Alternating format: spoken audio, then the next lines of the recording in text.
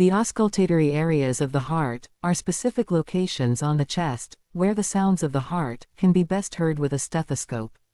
The auscultatory areas of the heart includes: first one is aortic area, located at the second intercostal space to the right of the sternum. Second is pulmonary area, located at the second intercostal space to the left of the sternum. Third one is tricuspid area, located at the fourth intercostal space to the left of the sternum. Fourth is mitral area, located at the fifth intercostal space along the mid-clavicular line.